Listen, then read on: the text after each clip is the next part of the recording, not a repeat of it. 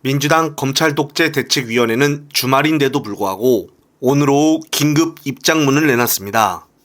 민주당 대책위는 검찰이 계좌주에겐 영장 청구를 안 했다며 다시 해명 입장을 내놨었는데 알고 보니 전주들 중에서도 압수수색한 것이 확인이 됐다며 검찰이 국민을 두고 세 번째 거짓말을 했다고 발표했습니다. 검찰은 김건희의 주가 조작 의혹에 대해서 압수수색 영장을 청구도 하지 않고 법원이 영장을 모두 기각했다며 새빨간 거짓말을 했었습니다. 그런데 그것이 결국 MBC 뉴스를 통해 드러났고 검찰은 다시 해명하길 김건희처럼 일반 전주들에 대해서는 영장을 청구하지 않은 것이라고 입장을 내놨었습니다. 즉 전주 중에서는 영장을 청구한 사람은 없다고 언급한 것인데 이것마저 검찰이 거짓말을 한 것입니다.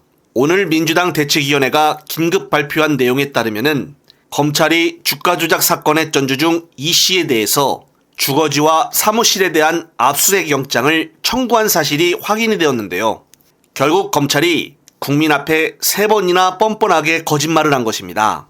정말 국민들을 뭘로 보기에 공무원들이 계속 입만 열면 거짓말을 하는 것일까요? 따라서 민주당 대책위는 검찰의 허위 공문서 작성 및 행사 등에 대해 법정 대응을 하겠다고 밝혔습니다. 이렇게 국민들을 세 번이나 속이고도 기고만장한 검찰의 태도를 없앨 수 있는 방법에 대해서 최정학 법대 교수가 5대0 라이브에 출연하여 간결하게 설명을 하는데 관련된 영상 보시고 이어가겠습니다. 두 당의 그 대안은 동일합니다. 그건 뭐냐 하면 검찰청을 폐지하고 공소청, 검찰의 이제 기본적인 이 존재 이유가 기소하는 것이기 때문에 공소청으로 바꾸고 그리고 이제 수사를 담당하는 중수청이라고 하는 걸 만든다. 네. 이렇게 해서 이제 수사와 기소를 완전히 분리한다. 이렇게 이제 돼 있는 것인데 이렇게 하는 이유를 제가 잠깐만 말씀을 좀 드리자면은 결국 검찰의 정치적인 중립이 문제다고 많은 분들이 얘기를 하시는데 이 문제는 저는 근본적으로 해결하는 게 대단히 어렵다고 생각합니다. 네. 모든 사람들이 정치적인 성향을 띠고 있는 것이고 검사도 당연히 그렇겠죠. 그런데 검사가 다루는 사건들이 정치적인 사건이 다수 있기 때문에 정치적으로 완벽한 중립이라는 건 있을 수가 없습니다. 그렇다면 좋은 방법은 검찰의 권한을 줄이는 것이죠. 줄여서 정치적인 영향을 약하게 만드는 겁니다.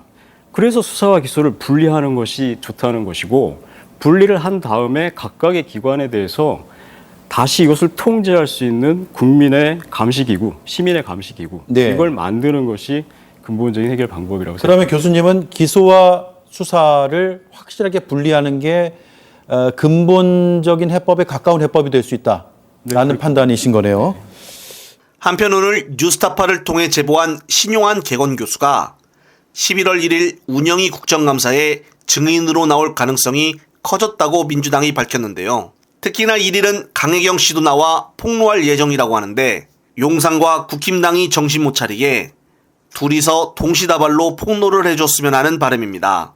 뉴스타파 봉지욱 기자 역시 자신의 SNS에 오늘 보도를 시작으로 내일도 계속 후속 보도가 나갈 것이라고 예고를 했는데요. 현재 민주당은 11월 14일에 김건희 특검법을 상정하고 만약 윤석열이 거부한다면 28일 날 재표결에 나서겠다고 밝혔습니다. 따라서 다가오는 한 달 동안 윤 부부의 지지율이 더욱더 떨어져 TK마저 윤 부부를 포기하도록 하는 그런 분위기가 만들어져야 되는데 앞으로 한 달 동안 너나 할 것 없이 2일 민주당 장외투쟁을 시작으로 해서 모두 한 몸이 되어 부역자들을 끌어내는데 힘써야 할 것입니다.